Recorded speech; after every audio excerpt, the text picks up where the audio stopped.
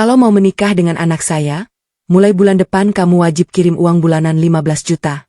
Itu belum termasuk biaya adik-adiknya. Kalimat itu masih terngiang jelas di telingaku. Calon ibu mertuaku mengatakannya sambil duduk santai di ruang tamu apartemenku. Seolah permintaan itu adalah sesuatu yang sangat wajar. Aku hanya terdiam. Sementara calon suamiku, Dimas, duduk di samping ibunya tanpa mengucapkan satu kata pun.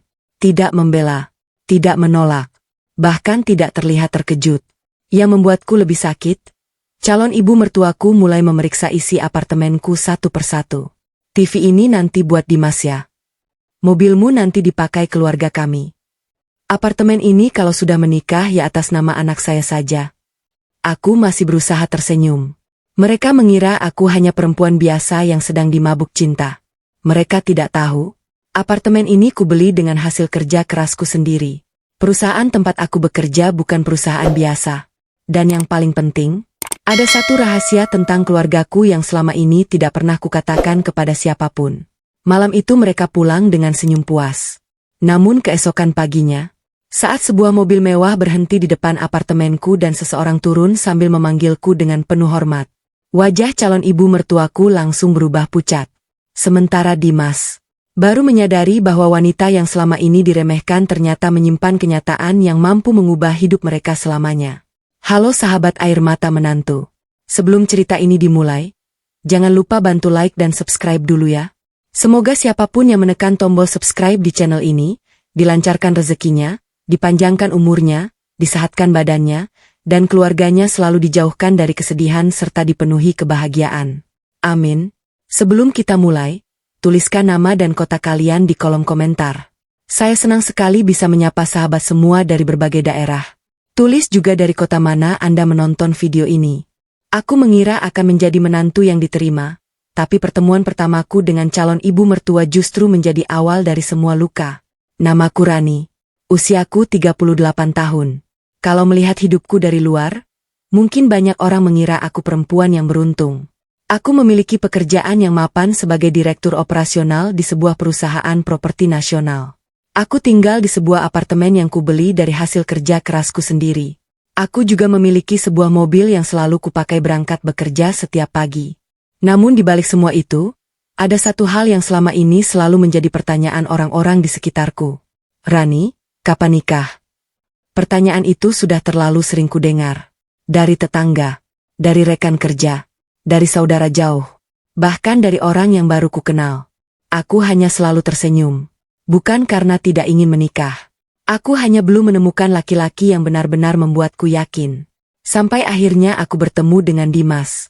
Kami bertemu 2 tahun lalu dalam sebuah seminar bisnis. Saat itu aku tidak tahu kalau pria sederhana yang duduk di sampingku kelak akan menjadi orang yang paling sering mengisi pikiranku. Dimas berbeda. Ia tidak pernah membanggakan dirinya.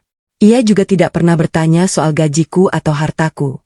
Justru ia selalu berkata, "Aku suka perempuan yang sederhana." Kalimat itu membuatku merasa nyaman. Selama 2 tahun kami menjalani hubungan, Dimas selalu terlihat baik. Ia perhatian, sopan, rajin menghubungiku. Kalau aku pulang malam karena pekerjaan, ia selalu memastikan aku sudah sampai rumah. Kalau aku sakit, ia datang membawa makanan. Semua itu membuatku berpikir, mungkin inilah laki-laki yang selama ini dikirim Tuhan untukku. Hingga akhirnya 3 bulan lalu, Dimas melamarku. Tanpa berpikir panjang, aku menerimanya. Aku percaya kami akan membangun keluarga yang sederhana tetapi penuh kasih sayang. Aku sama sekali tidak menyangka bahwa keputusan itu justru membuka pintu menuju ujian terbesar dalam hidupku. Suatu sore, Dimas meneleponku. "Ran?" "Iya, Mas. Ibu pengin main ke apartemenmu." Aku tersenyum. "Tentu saja boleh. Aku juga ingin kenal lebih dekat sama calon ibu mertuaku." Dimas terdengar sedikit ragu. "Ibu memang orangnya agak tegas."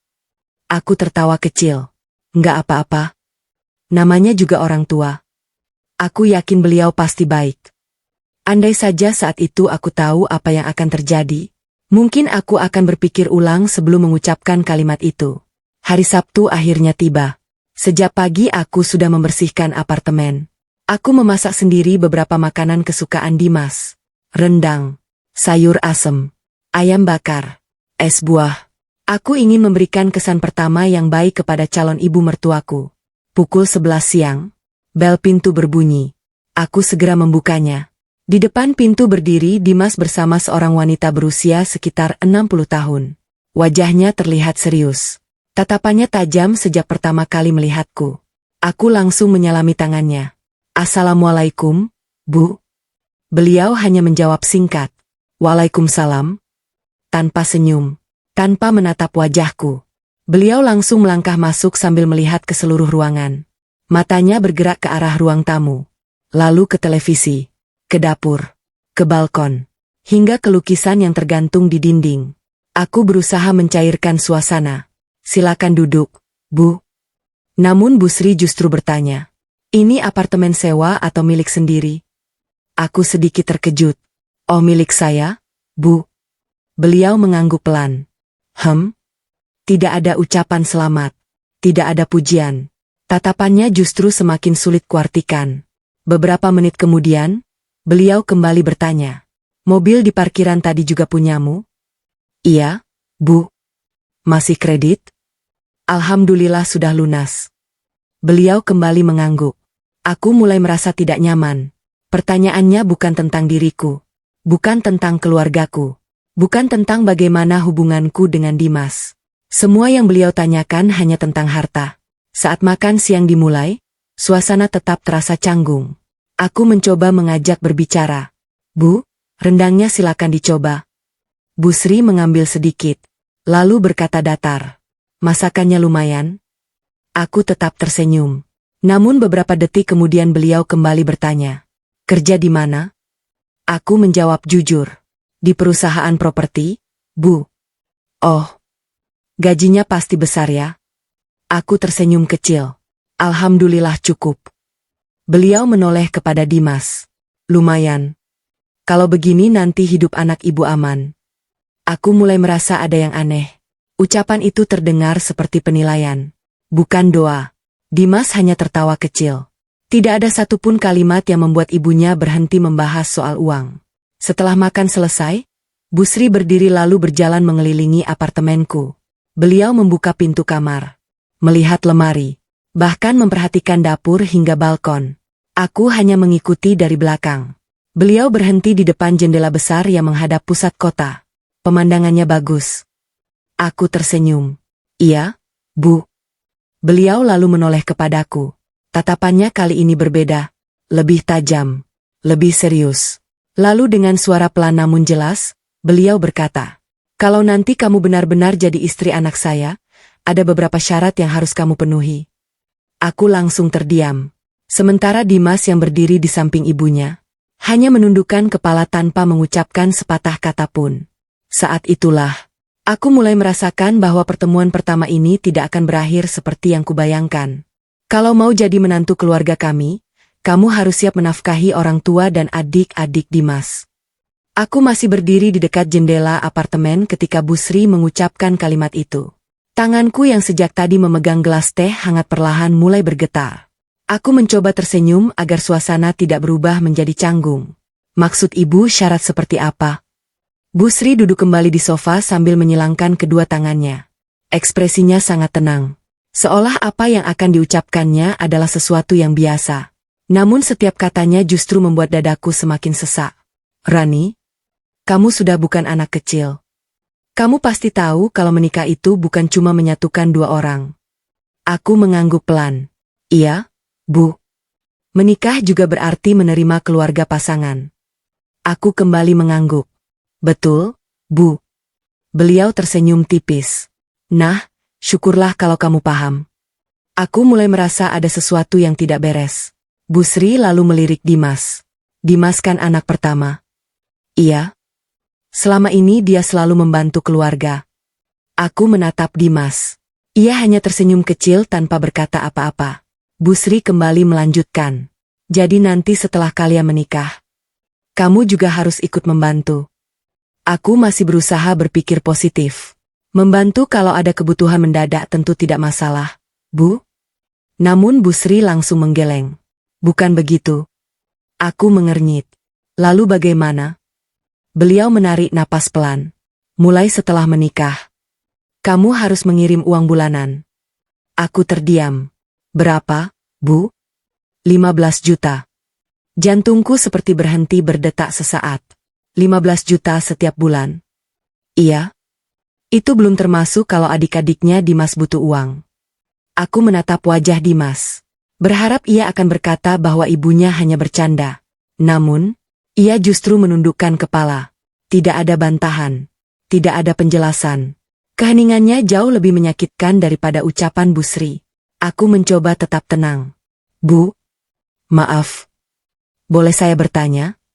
Tanya saja. Kenapa harus saya yang mengirim? Bu Sri langsung menjawab tanpa ragu. Karena penghasilanmu jauh lebih besar. Dimas kan laki-laki. Beban dia sudah banyak. Aku hampir tidak percaya dengan jawaban itu.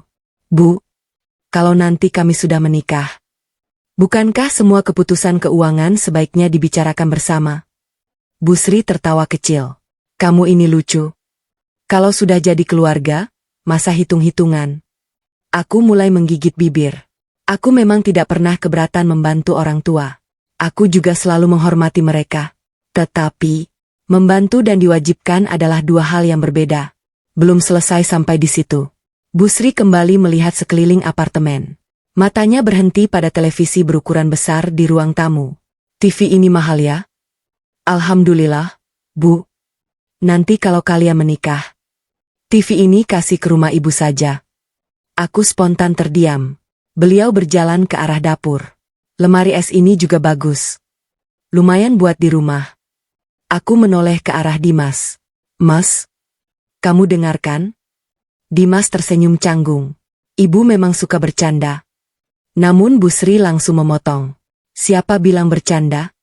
Aku serius. Ruangan kembali sunyi. Aku mulai merasakan tenggorokanku tercekat. Beberapa menit kemudian bel apartemen kembali berbunyi. Dimas membuka pintu. Seorang pria sekitar 30 tahun masuk dengan santai. Bu. Oh, ini Riko. Kata Dimas. Adikku. Aku tersenyum ramah. Halo? Riko hanya mengangguk sekilas. Namun hal pertama yang ia lakukan bukan menyapaku. Melainkan melihat mobilku dari balkon. Itu mobil Mbak Rani? Iya. Bagus juga. Lalu ia berkata sambil tertawa. Kalau nanti Mas Dimas nikah, aku pinjam sering-sering ya. Bu Sri langsung menyahut. Pinjam apa? Itu nanti jadi mobil keluarga. Mereka tertawa bersama. Hanya aku, yang tidak mampu ikut tertawa. Sore mulai menjelang. Sebelum pulang, Bu Sri kembali menghampiriku. Beliau memegang tanganku. Aku sempat berpikir beliau akan memberikan nasihat sebagai calon ibu mertua. Namun ternyata, beliau justru berkata pelan. Rani. Iya, Bu. Kamu sudah umur hampir 40. Laki-laki seperti Dimas itu susah dicari. Jadi jangan terlalu banyak syarat. Aku menatap wajahnya. Beliau melanjutkan. Kalau mau jadi istri anak saya, belajar berkorban. Anggap saja semua hartamu nanti juga untuk keluarga suamimu. Kalimat itu menusuk hatiku. Selama hidup, belum pernah ada orang yang begitu terang-terangan menghitung hartaku sebelum aku resmi menjadi bagian dari keluarganya. Aku hanya mampu tersenyum tipis. Baik, Bu. Namun di dalam hati, ada perasaan yang mulai berubah. Bukan marah, melainkan kecewa. Sangat kecewa. Setelah mereka pulang, apartemen kembali sunyi. Aku berdiri lama di depan jendela. Lampu-lampu kota mulai menyala. Biasanya pemandangan itu selalu membuatku tenang. Namun malam itu, dadaku terasa begitu sesak. Ponselku bergetar. Pesan dari Dimas masuk. Maaf ya kalau ibu tadi agak berlebihan. Tapi beliau sebenarnya baik. Lama-lama kamu juga akan terbiasa. Aku membaca pesan itu berkali-kali, yang membuatku semakin sedih. Bukan sikap Bu Sri, melainkan jawaban Dimas. Ia tidak mengatakan ibunya salah. Ia hanya memintaku untuk terbiasa. Aku memejamkan mata. Tanpa kusadari, air mata mulai jatuh satu persatu. Dan aku sama sekali belum tahu bahwa besok pagi, Bu Sri akan datang lagi ke apartemenku. Kali ini, dengan membawa sebuah map yang akan membuatku benar-benar kehilangan kesabaran. Calon ibu mertuaku datang membawa map.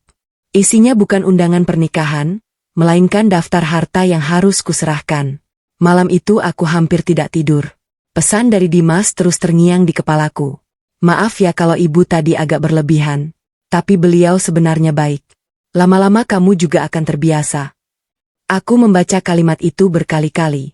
Yang membuatku terluka bukan hanya permintaan Bu Sri, melainkan kenyataan bahwa Dimas sama sekali tidak merasa ada yang salah. Seolah semua itu memang wajar. Aku mencoba menghibur diri. Mungkin Bu Sri hanya terlalu bersemangat karena anak sulungnya akan menikah. Mungkin setelah saling mengenal, semuanya akan membaik. Aku terus meyakinkan diriku sendiri. Sampai akhirnya, keesokan paginya bel apartemenku kembali berbunyi. Aku membuka pintu. Di depan sudah berdiri Bu Sri. Kali ini beliau datang sendirian. Di tangannya ada sebuah map berwarna coklat. Aku langsung tersenyum. Silakan masuk, Bu. Beliau masuk tanpa banyak bicara. Tatapannya kembali menyapu seluruh isi apartemen. Seolah sedang memastikan tidak ada barang yang berubah sejak kemarin. Aku membuatkan teh hangat. Bu, silakan diminum. Beliau hanya mengangguk. Lalu meletakkan map yang dibawanya di atas meja. Rani. Iya, Bu. Ini aku buat semalaman. Aku mengira itu daftar tamu undangan. Atau mungkin rencana acara lamaran. Namun saat map itu kubuka, aku langsung membeku. Di halaman pertama tertulis dengan huruf besar. Daftar kesepakatan sebelum menikah. Aku mulai membaca satu persatu. 1. Uang bulanan untuk Bu Sri sebesar 15 juta rupiah setiap bulan. 2. Biaya hidup Riko sampai menikah menjadi tanggung jawab Rani. 3. Mobil milik Rani digunakan bersama keluarga Dimas. 4. Apartemen menjadi tempat tinggal keluarga Dimas kapan saja dibutuhkan. 5. Seluruh keputusan keuangan rumah tangga harus dibicarakan dengan Bu Sri. Tanganku mulai gemetar. Aku mengangkat kepala perlahan. Bu? Iya? Ini serius? Beliau mengangguk mantap. Tentu. Itu syarat dari keluarga kami. Aku menarik napas panjang. Berusaha tetap menghormati wanita yang sebentar lagi seharusnya menjadi ibu mertuaku. Bu, saya ingin bertanya. Tanya saja. Kalau saya tidak setuju? Bu Sri langsung tersenyum tipis. Itu berarti kamu belum siap menjadi istri Dimas. Jawabannya begitu cepat. Seolah beliau memang sudah menyiapkannya. Aku kembali menatap daftar itu. Semakin kubaca, semakin terasa bahwa aku bukan sedang diajak membangun rumah tangga. Aku sedang diminta menjadi penopang seluruh kebutuhan keluarga mereka. Beberapa menit kemudian Dimas datang. Assalamualaikum. Waalaikumsalam. Ia langsung duduk di samping ibunya. Aku menyerahkan map itu kepadanya. Mas, kamu sudah baca? Dimas mengangguk pelan. Sudah. Kamu setuju? Ia terdiam beberapa detik. Lalu berkata pelan. Sebenarnya, ibu cuma ingin kita hidup rukun. Aku tidak percaya dengan jawaban itu. Mas, di sini tertulis aku harus menanggung adikmu. Iya. Aku harus mengirim uang setiap bulan. Iya. Aku harus menyerahkan mobil. Iya. Dan kamu menganggap semua ini wajar. Dimas menundukkan kepala. Aku cuma gak enak sama ibu. Kalimat itu membuat dadaku semakin sesak. Belum selesai sampai di situ. Bu Sri kembali berkata. Satu lagi. Aku menoleh. Apalagi, Bu? Nanti setelah menikah. Sertifikat apartemen sebaiknya diganti. Aku mengernyit. Diganti bagaimana? Atas nama Dimas. Aku langsung terdiam. Ruangan mendadak sunyi. Aku mencoba memastikan bahwa aku tidak salah dengar. Bu, apartemen ini saya beli sendiri. Iya. Justru karena sudah jadi keluarga. Harus saling percaya. Aku tersenyum pahit. Kalau soal percaya, kenapa justru saya yang diminta menyerahkan semuanya? Wajah Bu Sri langsung berubah. Rani, kamu ini pelit sekali. Baru juga diminta begitu. Padahal nanti semua juga buat suamimu. Aku merasakan tenggorokanku tercekat. Selama bertahun-tahun aku bekerja tanpa mengenal waktu. Menabung sedikit demi sedikit. Membayar cicilan hingga lunas. Dan sekarang, semua itu diminta begitu saja. Tiba-tiba ponsel Bu Sri berbunyi. Beliau mengangkatnya dengan suara keras. Iya? Iya? Nanti ibu minta Rani belikan. Aku mendengar nama Riko disebut. Setelah telepon ditutup, beliau berkata santai. Riko mau buka usaha. Nanti kamu bantu modal ya. Aku benar-benar kehilangan kata-kata. Bu, saya bahkan belum resmi menjadi bagian keluarga ini. Ya justru mulai sekarang belajar berbagi. Aku menoleh kepada Dimas. Mas, tolong bicara. Untuk pertama kalinya aku memohon kepadanya. Namun Dimas hanya mengusap wajahnya. Ran, turuti saja dulu. Nanti setelah menikah semuanya bisa dibicarakan. Aku menatapnya lama, lalu perlahan mengangguk. Baik. Jawabanku membuat Bu Sri langsung tersenyum puas. Mereka mengira aku akhirnya menyerah. Mereka tidak tahu. Aku hanya sedang menahan diri. Karena ada satu rahasia tentang hidupku yang belum pernah kukatakan kepada siapapun. Rahasia itu akan membuat mereka menyesali semua ucapan mereka. Dan kesempatan itu akan datang lebih cepat daripada yang mereka bayangkan. Kamu cuma boleh kerja sampai nikah. Ucapan calon mertuaku membuat aku mulai meragukan semua hubungan ini.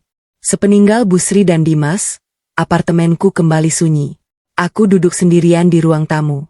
Map berisi syarat sebelum menikah masih terbuka di atas meja. Mataku kembali membaca setiap poin yang tertulis di sana.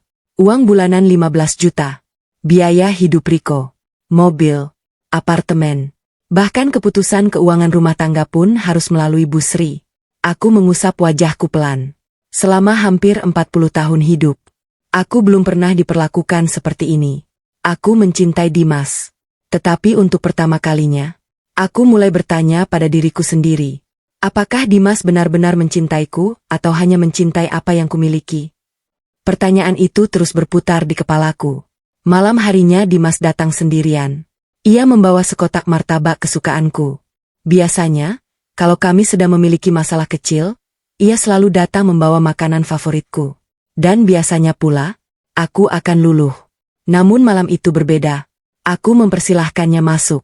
Suasana terasa sangat canggung. Dimas duduk di sofa sambil memainkan jari-jarinya. Aku tahu kamu marah. Aku tersenyum tipis. Aku nggak marah. Tapi kamu kecewa? Aku mengangguk pelan. Iya. Dimas menghela napas panjang. Ran, ibu memang orangnya seperti itu. Aku harap kamu bisa memaklumi. Aku menatap wajahnya. Mas, kalau ibumu meminta uang untuk kebutuhan mendesak, aku masih bisa mengerti. Tapi ini berbeda. Beliau membuat daftar kewajiban seolah aku sedang menandatangani kontrak kerja. Dimas terdiam. Aku cuma nggak mau mengecewakan ibu. Aku tersenyum pahit. Lalu bagaimana dengan aku? Kamu nggak takut mengecewakanku? Dimas menundukkan kepala. Tidak ada jawaban. Aku berjalan menuju balkon. Lampu-lampu kota mulai menyala. Angin malam berembus pelan. Biasanya pemandangan itu selalu membuatku tenang. Namun malam ini, hatiku terasa sangat berat. Dimas menghampiriku. Ran? Iya? Aku sayang sama kamu. Aku menoleh. Kalau memang sayang, kenapa kamu membiarkan aku diperlakukan seperti tadi? Wajahnya langsung berubah. Aku di posisi yang sulit. Di satu sisi ada kamu. Di sisi lain ada ibuku.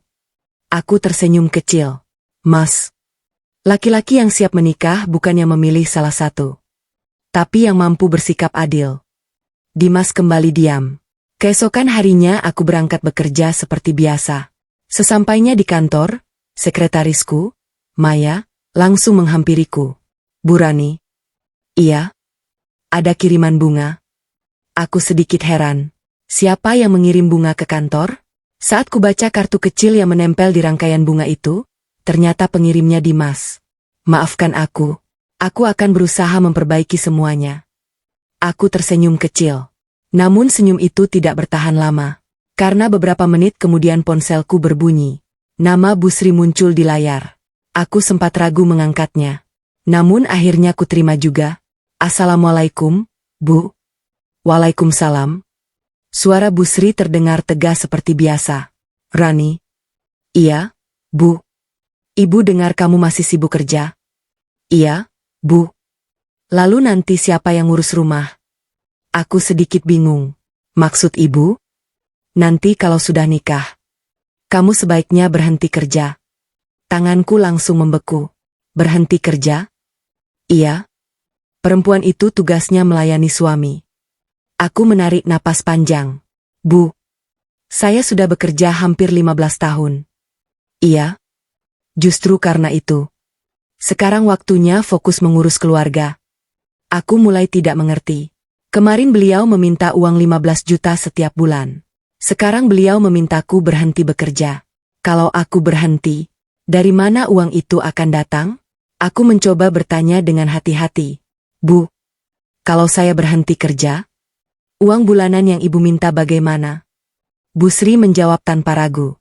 Ya tetap harus ada. Aku benar-benar kehilangan kata-kata. Tapi kalau saya tidak bekerja, kamu kan masih punya tabungan, masih punya apartemen, masih punya mobil. Kalau perlu dijual saja. Dadaku terasa sesak. Aku mulai sadar. Yang mereka inginkan, bukan penghasilanku, melainkan seluruh aset yang kumiliki. Sore harinya aku bertemu Dimas di sebuah kafe. Aku langsung menunjukkan riwayat panggilan dari ibunya. Mas, ibu tadi menelepon. Dimas terlihat gugup. Iya? Beliau bilang aku harus berhenti kerja. Dimas mengangguk pelan. Sebenarnya, aku juga kepikiran begitu. Aku langsung menatapnya. Kamu juga? Iya. Aku pengen istriku fokus di rumah. Aku tersenyum pahit. Kalau begitu, siapa yang akan mengirim 15 juta setiap bulan ke ibumu? Dimas langsung terdiam. Ia tidak mampu menjawab. Karena untuk pertama kalinya, ia menyadari bahwa semua permintaan ibunya saling bertentangan. Namun yang membuatku lebih sedih, ia tetap tidak berani mengatakan bahwa ibunya salah. Saat kami hendak pulang, sebuah mobil hitam mewah berhenti tepat di depan kafe. Seorang pria berusia sekitar 60 tahun turun dengan mengenakan setelan jas rapi.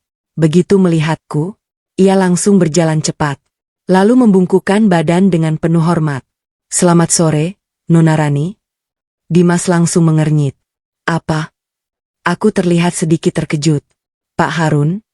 Pria itu tersenyum hangat. Maaf mengganggu, tapi Tuan meminta Nona segera pulang.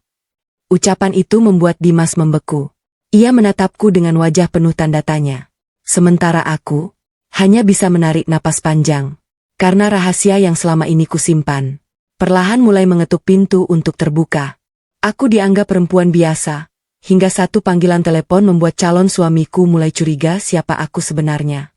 Dimas masih memandangi pria berjas yang berdiri di hadapanku. Ekspresinya penuh kebingungan. Sementara Pak Harun tetap berdiri dengan kedua tangan di depan tubuhnya. Sikapnya sangat sopan. Maaf, Nona.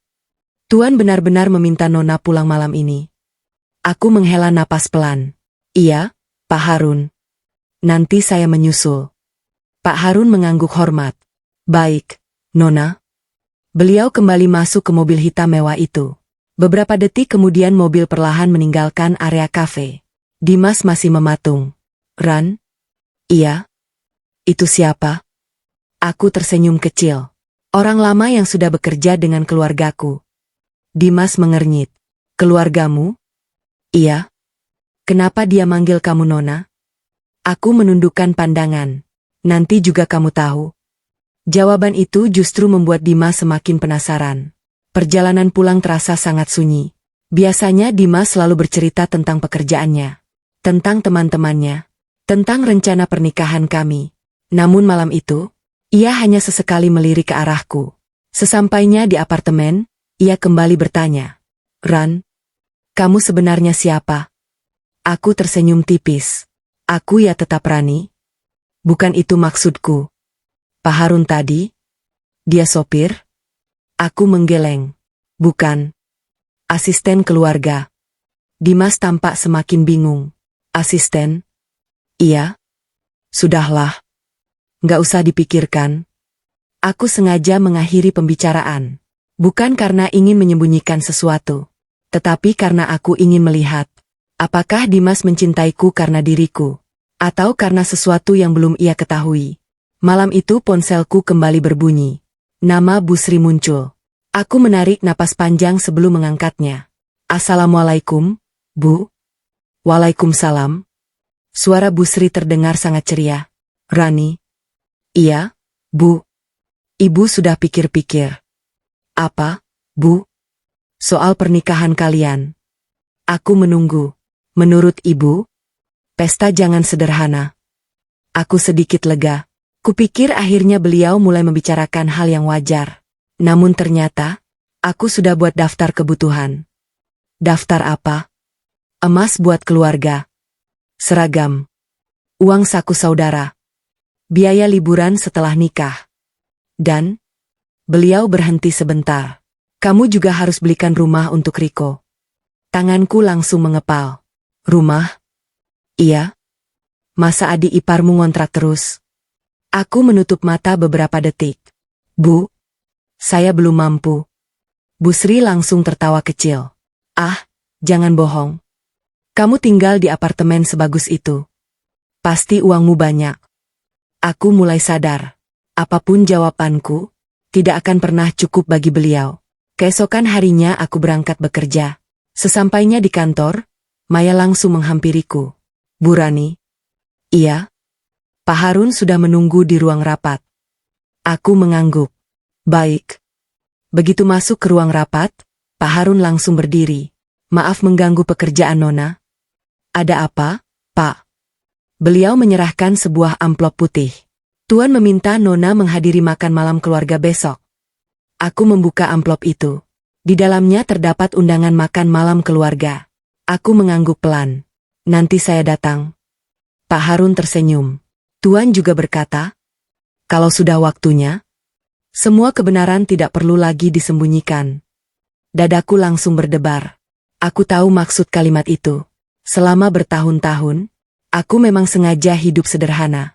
Tidak pernah membawa nama keluargaku. Tidak pernah memamerkan apapun. Bahkan kepada Dimas. Karena aku ingin dicintai apa adanya. Bukan karena latar belakang keluargaku. Sore harinya, tanpa sengaja Dimas datang menjemputku ke kantor. Ia baru pertama kali melihat tempatku bekerja. Begitu mobilnya berhenti di depan gedung, wajahnya tampak terkejut. Ran?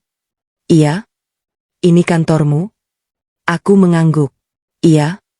Gedung itu berdiri megah dengan puluhan lantai. Para karyawan yang keluar masuk langsung menyapaku.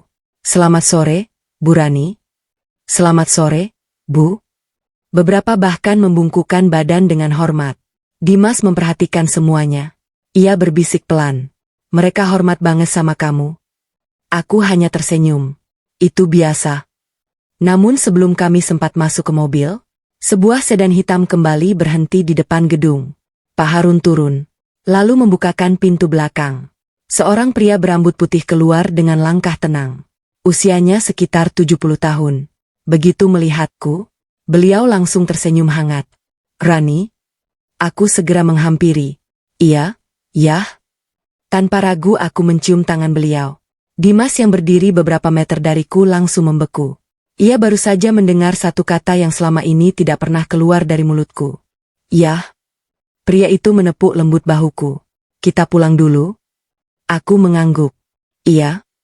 Beliau kemudian menoleh ke arah Dimas. Tatapannya tenang, tetapi berwibawa. Ini calon suamimu? Aku mengangguk pelan. Iya, yah. Pria itu tersenyum tipis. Besok ajak dia makan malam. Ayah ingin mengenalnya. Dimas hanya mampu berdiri terpaku. Ia mulai menyadari, wanita yang selama ini dianggap biasa oleh keluarganya, ternyata menyimpan kehidupan yang sama sekali tidak pernah ia bayangkan. Dan keesokan malam, rahasia terbesar tentang keluargaku akhirnya akan mulai terbuka. Makan malam di rumah keluargaku mengubah segalanya. Calon mertuaku yang sombong mendadak tak berkata-kata. Sepanjang perjalanan pulang, Dimas hampir tidak mengucapkan sepatah kata pun. Tangannya menggenggam kemudi, tetapi pikirannya jelas tidak berada di jalan. Sesekali ia melirik ke arahku. Tatapannya dipenuhi rasa penasaran. Ran? Iya? Kenapa selama ini kamu gak pernah cerita soal ayahmu? Aku menatap keluar jendela. Banyak lampu kota mulai menyala. Aku memang sengaja. Sengaja apa? Aku ingin orang mengenalku karena diriku. Bukan karena keluargaku. Dimas menghela napas pelan. Berarti, kamu memang berasal dari keluarga berada? Aku tersenyum kecil. Nanti malam kamu akan tahu. Jawaban itu membuat Dimas kembali diam. Sesampainya di apartemen, ponsel Dimas langsung berdering. Nama ibu muncul di layarnya. Ia mengangkat telepon menggunakan pengeras suara. Iya, Bu. Dimas. Iya. Kamu lagi sama Rani? Iya. Bagus. Besok bilang sama dia. Ibu mau daftar kebutuhan pernikahan segera dibayar. Aku yang duduk di samping hanya memejamkan mata. Belum juga satu permintaan dipenuhi. Sudah muncul permintaan baru. Dimas menjawab pelan. Nanti aku bicarakan. Namun Bu Sri tidak berhenti. Jangan lupa. Riko juga sudah pilih motor. Suruh Rani transfer uang minggu ini. Aku melihat wajah Dimas mulai berubah. Mungkin untuk pertama kalinya. Ia merasa ibunya sudah mulai berlebihan. Keesokan harinya aku mengambil cuti setengah hari. Pak Harun sudah menunggu di lobi apartemen. Nona? Iya, Pak. Tuan sudah menunggu. Aku mengangguk. Di belakangku, Dimas datang mengenakan kemeja biru. Ia terlihat gugup. Ran? Iya? Ayahmu galak enggak? Aku tertawa kecil. Nanti nilai sendiri. Mobil melaju menuju kawasan elit di pinggir kota. Semakin jauh perjalanan, semakin sering Dimas melihat keluar jendela. Ran? Iya? Rumah ayahmu di daerah sini? Iya. Di sini kan isinya rumah-rumah orang kaya. Aku hanya tersenyum. Beberapa menit kemudian mobil berhenti di depan sebuah gerbang besar. Petugas keamanan langsung memberi hormat. Selamat datang, Nona Rani. Gerbang perlahan terbuka. Mobil masuk melewati taman yang sangat luas. Di kanan kiri tampak pepohonan yang tertata rapi. Air mancur berdiri megah di tengah halaman. Wajah Dimas mulai pucat. Ran? Iya? Ini rumah siapa? Rumah keluargaku. Tangannya langsung gemetar. Rumah keluargamu? Aku hanya mengangguk pelan. Begitu mobil berhenti di teras utama, beberapa pegawai rumah sudah berbaris menyambut. Selamat datang, Nona. Aku tersenyum kepada mereka. Terima kasih. Pak Harun membukakan pintu untukku. Dimas turun perlahan. Matanya tidak berhenti melihat ke sekeliling. Ia seperti tidak percaya dengan apa yang sedang dilihatnya. Di ruang tamu, ayah sudah menunggu. Beliau berdiri sambil tersenyum hangat. Rani. Aku langsung mencium tangannya. Assalamualaikum, Yah. Waalaikumsalam. Ayah lalu menoleh kepada Dimas. Kamu Dimas? Iya. Pak. Saya Dimas. Ayah menjabat tangannya. Gugup. Dimas tersenyum kaku. Sedikit. Ayah tertawa kecil. Tenang saja. Saya bukan orang yang suka menilai seseorang dari hartanya. Kalimat itu membuatku tanpa sadar menundukkan kepala. Aku tahu, ayah sengaja mengatakan itu. Makan malam berlangsung cukup hangat. Ayah banyak bertanya tentang pekerjaan Dimas. Tentang cita-citanya. Tentang rencana masa depannya. Awalnya Dimas mulai terlihat lebih santai. Namun suasana berubah ketika ayah bertanya. Setelah menikah, di mana kalian akan tinggal? Dimas menjawab pelan. Mungkin di apartemen Rani. Ayah mengangguk. Lalu bagaimana rencana keuangan kalian? Belum sempat Dimas menjawab. Ponselnya berdering lagi. Nama Bu Sri muncul. Akad saja. Kata ayah dengan tenang. Dimas mengangguk. Halo, Bu. Suara Bu Sri terdengar cukup keras hingga semua orang di meja makan bisa mendengarnya. Dimas. Iya? Kamu sudah bilang belum? Soal apartemen. Dimas langsung melirikku. Belum, Bu. Cepat bilang. Suruh Rani segera balik nama apartemennya. Soalnya nanti kalau sudah jadi milikmu, Ibu enak kalau mau tinggal. Ruangan langsung hening. Ayah meletakkan sendoknya perlahan. Pak Harun juga saling berpandangan dengan para pegawai. Bu Sri masih terus berbicara. Terus ingat. Uang 15 juta itu jangan sampai telat. Ibu juga sudah lihat rumah buat Riko. Nanti suruh Rani belikan. Telepon belum ditutup. Semua ucapan itu terdengar jelas. Dimas perlahan menurunkan ponselnya. Wajahnya memerah karena malu. Ayah menatapnya cukup lama. Lalu bertanya dengan suara tenang. Dimas, apakah benar semua yang baru saja saya dengar? Dimas tidak mampu menjawab. Keringat mulai membasahi dahinya. Sementara aku hanya menggenggam gelas di depanku. Karena aku tahu, malam ini hanyalah awal. Besok pagi, saat Busri datang ke rumah ini dengan penuh percaya diri, seluruh kesombongannya akan runtuh dalam sekejap. Calon mertuaku datang dengan penuh percaya diri. Namun saat melihat siapa ayahku, wajahnya langsung berubah pucat. Malam itu aku mengantar Dimas sampai ke depan gerbang rumah. Langkahnya jauh lebih pelan daripada biasanya. Ia beberapa kali ingin berbicara, namun selalu mengurungkan niatnya. Akhirnya ia menghentikan langkah. Ran? Iya? Aku benar-benar nggak tahu. Nggak tahu apa? Kalau keluargamu seperti ini. Aku tersenyum tipis. Aku memang tidak pernah merasa perlu menceritakannya. Dimas mengusap tengkuknya. Kenapa? Aku memandang wajahnya beberapa saat. Laki-laki yang benar-benar mencintaiku. Seharusnya tidak berubah hanya karena tahu siapa keluargaku. Dimas menundukkan kepala. Ia memahami maksud ucapanku. Sebelum masuk ke mobil, ia kembali berkata, Ran, ibu memang kadang berlebihan. Tapi sebenarnya beliau baik. Aku tidak menjawab. Kalimat itu sudah terlalu sering kudengar. Dan sampai malam itu, aku belum melihat bukti bahwa Busri memang sebaik yang selalu dikatakan Dimas. Keesokan paginya aku membantu ayah menyiram bunga di taman belakang.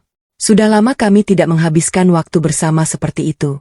Ayah tersenyum sambil memotong beberapa daun yang mulai menguning. Rani. Iya, yah. Kamu masih ingin menikah dengan Dimas? Pertanyaan itu membuat tanganku berhenti bergerak. Aku terdiam cukup lama. Aku juga belum tahu.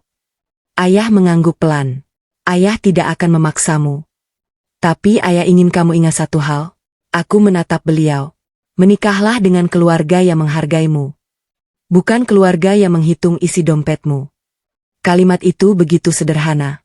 Namun terasa sangat dalam. Bel rumah tiba-tiba berbunyi. Pak Harun datang tergesa-gesa. Permisi, Tuan. Ada apa, Harun? Di depan ada tamu. Siapa? Busri. Aku langsung saling berpandangan dengan ayah. Sendiri? Tidak. Beliau membawa Pak RT, 2 saudara, dan Riko. Aku mengernyit. Mereka ramai-ramai ke sini? Pak Harun mengangguk. Katanya ingin membahas persiapan pernikahan. Ayah tersenyum tipis. Persilakan masuk. Beberapa menit kemudian, Busri melangkah masuk dengan kepala tegak. Ia mengenakan kebaya mahal berwarna ungu. Di belakangnya ada Riko dan 2 kerabatnya. Begitu melihat ruang tamu rumah ayah, mereka langsung saling berpandangan. Luas sekali, bisik salah satu kerabatnya.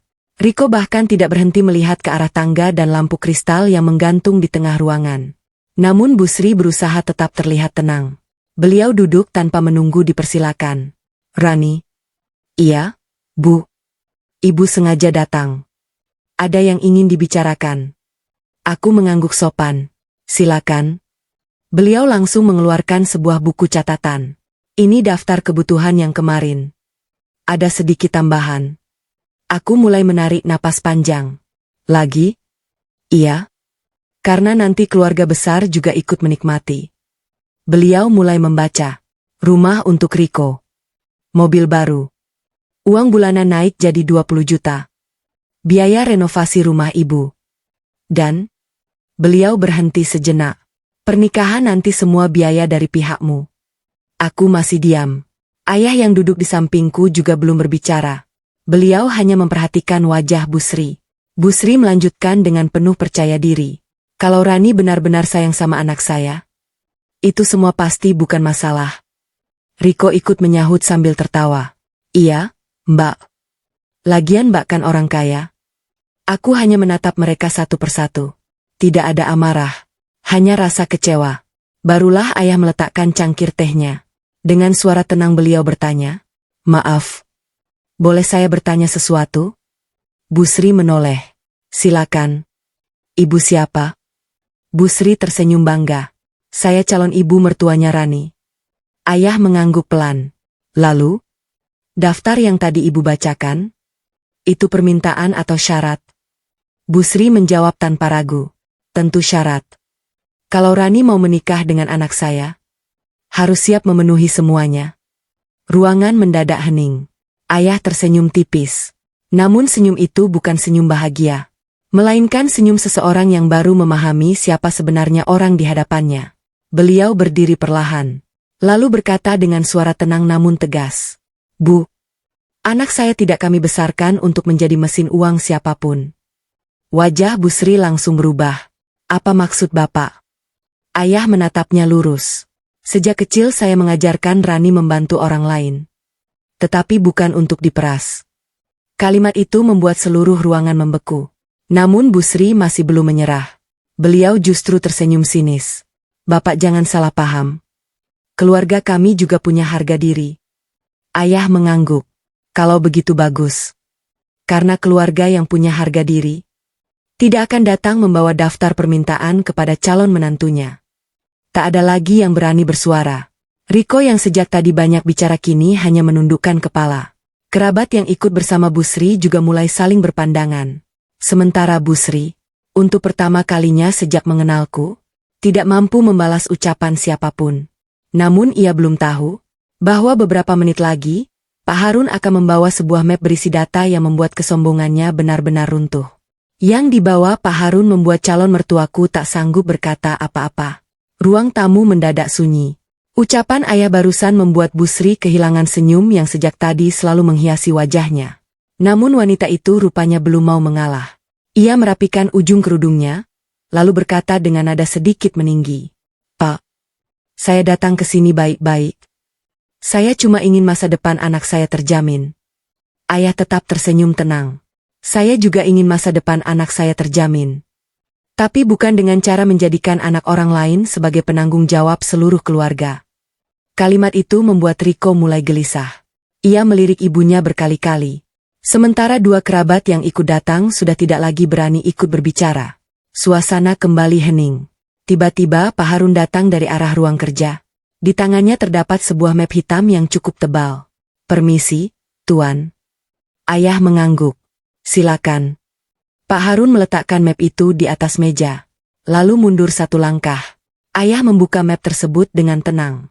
Beliau mengambil beberapa lembar dokumen. Kemudian menatap Bu Sri. "Bu." "Iya?"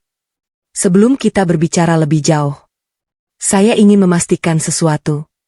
Bu Sri mulai terlihat gugup. "Memastikan apa?" Ayah menyerahkan satu lembar dokumen. "Silakan dibaca." Bu Sri menerimanya. Baru beberapa detik membaca, wajahnya mulai berubah. "Itu?" Tangannya perlahan bergetar. Dokumen itu ternyata berisi hasil pemeriksaan sederhana yang dilakukan oleh Pak Harun mengenai keluarga Dimas. Ayah tidak pernah berniat mencari kesalahan mereka. Namun sebagai seorang ayah, beliau ingin memastikan putrinya menikah dengan keluarga yang baik. Di dalam dokumen itu tertulis jelas, rumah Bu Sri masih dalam cicilan. Beberapa pinjaman koperasi belum lunas. Riko sudah 3 kali berpindah pekerjaan dalam 2 tahun terakhir. Bahkan terdapat catatan bahwa beberapa tetangga pernah mengeluhkan kebiasaan keluarga itu meminjam uang tanpa segera mengembalikannya. Ayah berkata dengan suara tenang, "Saya tidak pernah mempermasalahkan keadaan ekonomi seseorang. Karena setiap orang pernah mengalami masa sulit. Tapi saya mempermasalahkan ketika kesulitan itu dijadikan alasan untuk memanfaatkan orang lain." Ruangan kembali hening. Bu Sri mencoba tersenyum. Itu semua salah paham." Ayah mengangguk. "Bisa saja. Tapi bagaimana dengan daftar permintaan yang ibu bawa?" Beliau mengambil buku catatan milik Bu Sri. Satu persatu beliau membacanya. Uang bulanan 20 juta. Rumah. Mobil. Biaya hidup adik. Balik nama apartemen. Ayah menutup buku itu perlahan. "Menurut ibu, ini juga salah paham?" Bu Sri mulai kehilangan kata-kata. Dimas yang sejak tadi hanya diam akhirnya berdiri. "Pak, saya minta maaf." Ayah menatapnya. "Kamu tahu isi daftar itu?" Dimas mengangguk pelan. "Iya." "Kenapa kamu diam?" Dimas memejamkan mata. "Saya takut mengecewakan ibu." Ayah menghela napas panjang. Laki-laki yang sebentar lagi menjadi suami harus belajar membedakan antara berbakti kepada orang tua dan membiarkan istrinya dizalimi. Kalimat itu membuat Dimas menundukkan kepala. Air matanya mulai menggenang. Untuk pertama kalinya, ia menyadari kesalahan yang selama ini terus ia lakukan. Namun Bu Sri masih mencoba mempertahankan harga dirinya. Beliau berdiri sambil berkata, "Kalau keluarga Bapak memang kaya, kenapa dari awal disembunyikan?" Aku akhirnya ikut berdiri, karena saya ingin dicintai sebagai Rani, bukan sebagai anak seseorang. Bu Sri langsung terdiam. Aku melanjutkan, "Selama 2 tahun saya tidak pernah menceritakan siapa ayah saya. Saya ingin melihat, apakah keluarga Mas Dimas menerima saya apa adanya." Aku menarik napas panjang. Ternyata, sebelum saya resmi menjadi menantu pun, yang dilihat bukan hati saya, tetapi isi rekening saya. Air mataku perlahan jatuh.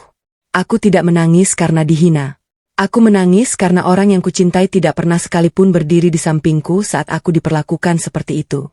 Tiba-tiba Pak Harun kembali masuk membawa sebuah tablet. "Tuan, maaf mengganggu. Ada yang perlu Nona lihat." "Apa itu?" Pak Harun menyerahkan tablet tersebut kepadaku. Di layar terlihat rekaman CCTV apartemenku. Rekaman itu berasal dari hari ketika Bu Sri pertama kali datang. Dalam video terlihat jelas, saat Bu Sri dan Riko mengelilingi apartemen, mereka diam-diam memotret setiap sudut ruangan. Mereka memotret televisi, lemari, dapur, mobil di parkiran, bahkan sertifikat apartemen yang sempat berada di atas meja kerja. Dadaku langsung sesak. Aku sama sekali tidak menyangka. Mereka datang bukan sekadar berkunjung. Mereka datang untuk menghitung semua yang kumiliki. Ayah menatap Bu Sri dengan wajah kecewa. "Ibu, kalau niatnya memang tulus menjalin silaturahmi, kenapa harus memotret seluruh harta anak saya?" Bu Sri benar-benar kehilangan kata-kata. Sementara Dimas menatap ibunya dengan wajah yang penuh keterkejutan. Ia baru menyadari bahwa selama ini ibunya telah melakukan jauh lebih banyak daripada yang ia ketahui. Dan saat itulah, untuk pertama kalinya, Dimas berkata kepada ibunya dengan suara bergetar, "Bu, apa benar selama ini ibu hanya menginginkan Rani karena hartanya?"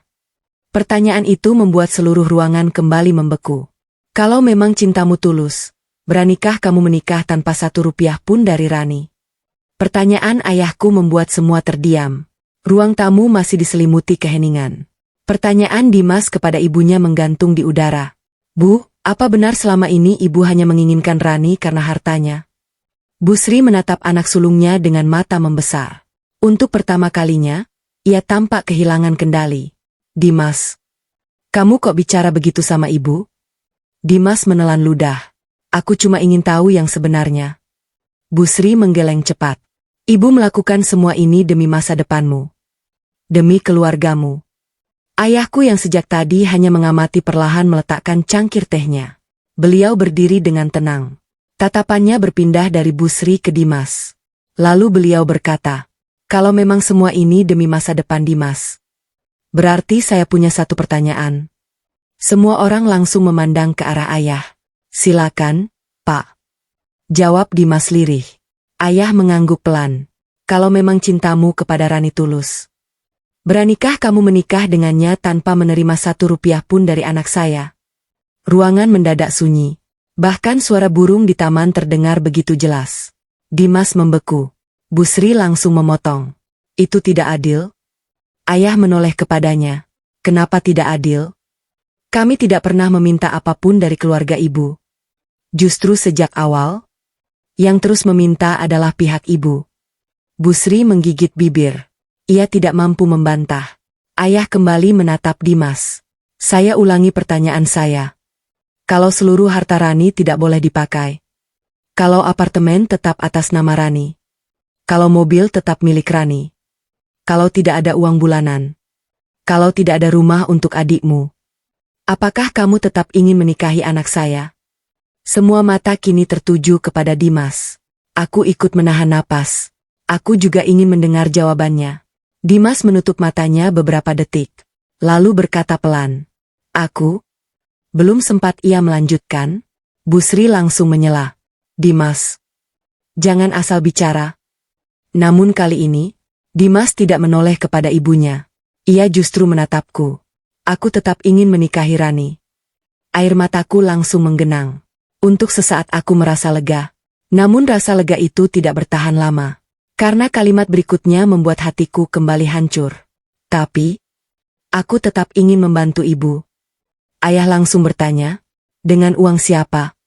Dimas kembali terdiam. Ia tidak mampu menjawab. Karena ia sendiri tahu, gajinya tidak akan cukup memenuhi semua permintaan keluarganya. Riko yang sejak tadi diam akhirnya berdiri. Pak. Iya? Kalau keluarga Bapak memang kaya? Salahnya apa membantu keluarga kami? Ayah tersenyum tipis. Tidak ada salahnya. Membantu adalah hal yang baik. Tapi, membantu harus lahir dari ketulusan. Bukan dari paksaan. Beliau menatap Riko. Kalau sejak sebelum menikah kalian sudah membuat daftar kewajiban. Itu bukan bantuan. Itu tuntutan. Riko langsung menundukkan kepala. Saat suasana mulai sedikit tenang, Pak Harun kembali masuk. Permisi, Tuan. Ada apa? Saya baru menerima laporan. Laporan apa? Pak Harun menyerahkan sebuah amplop. Ada seseorang yang datang ke apartemen Nona Rani pagi tadi. Aku mengernyit. Siapa? Pak Harun membuka beberapa foto. Begitu kulihat, dadaku langsung berdebar. Di dalam foto terlihat Bu Sri dan Riko berdiri di depan apartemenku. Mereka sedang berbicara dengan petugas keamanan. Pak Harun berkata, mereka meminta salinan data kepemilikan apartemen. Aku langsung menatap Bu Sri. Bu, waktu itu ibu bilang hanya lewat. Bu Sri tampak gugup. Itu? Saya cuma tanya-tanya. Pak Harun menggeleng pelan. Petugas keamanan merekam seluruh percakapan. Beliau menekan tombol di ponselnya. Rekaman suara pun terdengar. Suara Bu Sri terdengar jelas. Saya calon ibu mertuanya. Mau memastikan apartemen itu benar milik Rani. Nanti setelah nikah mau kami urus balik namanya. Ruangan kembali hening. Aku memejamkan mata. Air mata perlahan mengalir. Ternyata, bahkan tanpa sepengetahuanku, mereka sudah mulai berusaha mencari cara mengambil apartemenku. Dimas menatap ibunya dengan wajah penuh kekecewaan. Bu, ibu benar-benar datang ke sana? Bu Sri tidak menjawab. Bu, teriak Dimas untuk pertama kalinya. Aku tanya. Bu Sri akhirnya menangis. Ibu lakukan semua demi kamu. Demi masa depanmu. Dimas menggeleng pelan. Bukan, Bu. Ibu melakukan semua demi keinginan ibu sendiri. Kalimat itu membuat Bu Sri terduduk lemas di sofa. Aku memandang Dimas. Ada penyesalan di wajahnya. Namun, hatiku sudah telanjur terluka. Aku berkata pelan. Mas, kalau sejak awal kamu berani membelaku, mungkin semua ini tidak akan pernah terjadi. Dimas menundukkan kepala. Air matanya jatuh tanpa bisa ditahan.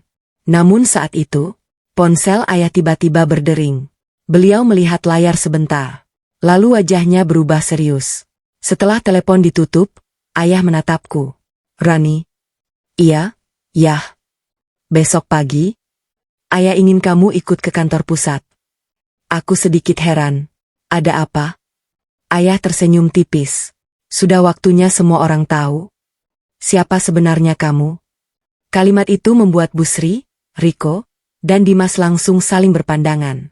Mereka mulai menyadari, rahasia terbesar tentang diriku akan terbuka esok pagi. Besok paginya, semua orang baru sadar siapa aku sebenarnya.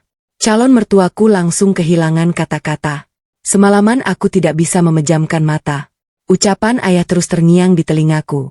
Besok sudah waktunya semua orang tahu siapa sebenarnya kamu. Selama bertahun-tahun aku memang sengaja menyembunyikan identitasku. Bukan karena malu. Justru karena aku ingin hidup seperti orang biasa. Aku ingin bekerja dari bawah. Aku ingin orang menghargai kemampuanku. Bukan karena nama besar keluargaku. Saat mulai bekerja dulu, ayah pernah berkata, kalau kamu ingin menjadi pemimpin, jangan mulai dari kursi paling atas. Mulailah dari bawah agar kamu tahu bagaimana rasanya menjadi orang yang dipimpin. Aku memegang nasihat itu sampai hari ini. Tidak seorang pun di kantorku tahu bahwa aku adalah putri pemilik perusahaan. Termasuk Dimas. Pagi itu Pak Harun sudah menunggu di depan rumah. Mobil sedan hitam perlahan meninggalkan halaman. Dimas ikut bersama kami. Sepanjang perjalanan ia terlihat sangat gelisah. Ran? Iya? Sebenarnya kita mau kemana?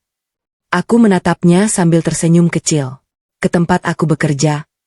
Dimas mengangguk pelan. Namun wajahnya masih penuh tanda tanya. Sementara itu, di rumah Bu Sri, suasana juga tidak kalah tegang. Bu Sri duduk sambil memandangi secangkir kopi yang sudah dingin. Riko mondar-mandir di ruang tamu. Bu. Iya?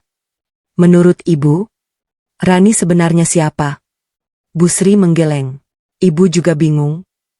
Tapi, sepertinya keluarganya memang kaya. Riko mencoba tertawa. Ya bagus dong. Berarti kita makin enak. Namun Bu Sri tidak ikut tertawa. Entah mengapa, sejak kemarin hatinya mulai dipenuhi rasa takut. Mobil kami akhirnya berhenti di depan sebuah gedung pencakar langit. Puluhan lantai menjulang tinggi. Di bagian atas gedung terpampang logo perusahaan yang sangat terkenal di Indonesia. Dimas langsung membelalakkan mata. Ran? Iya? Ini? Kantormu? Aku mengangguk. Iya? Ia menelan ludah. Aku sering lihat gedung ini di berita. Aku tersenyum kecil. Ayo.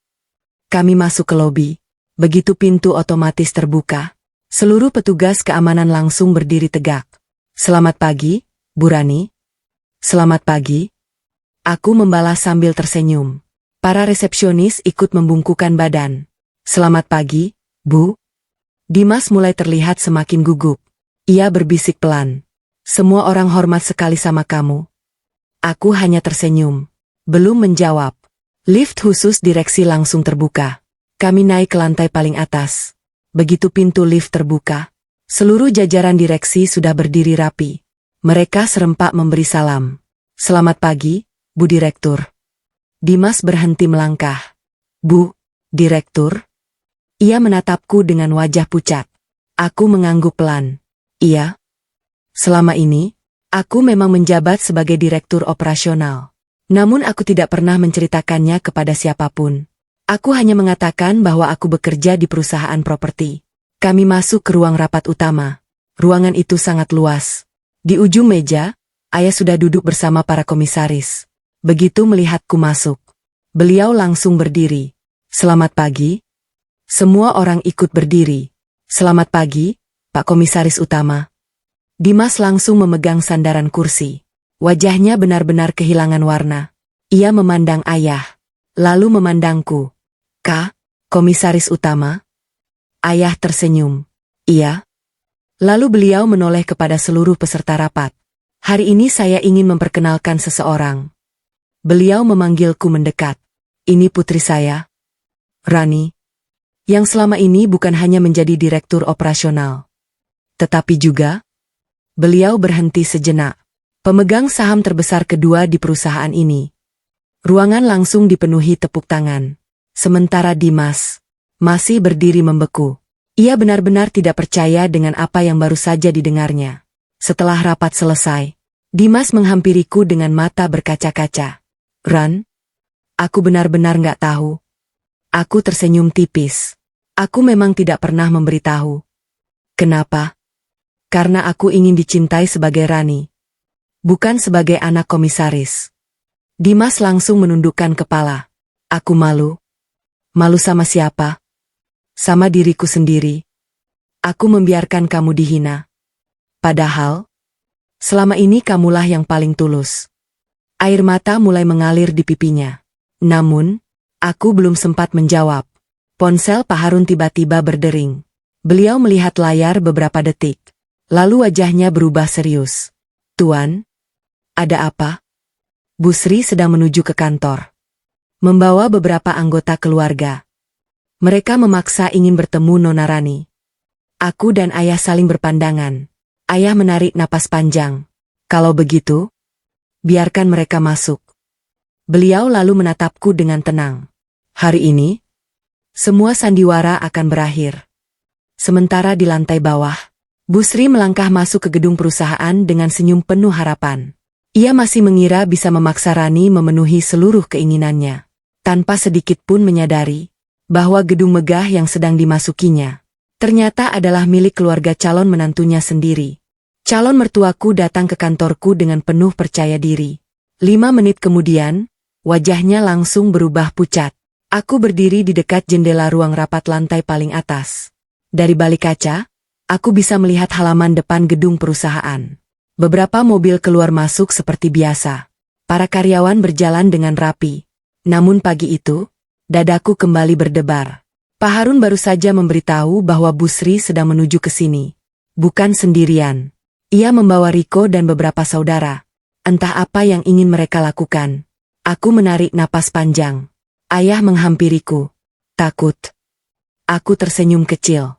Bukan takut. Yah. Aku hanya lelah.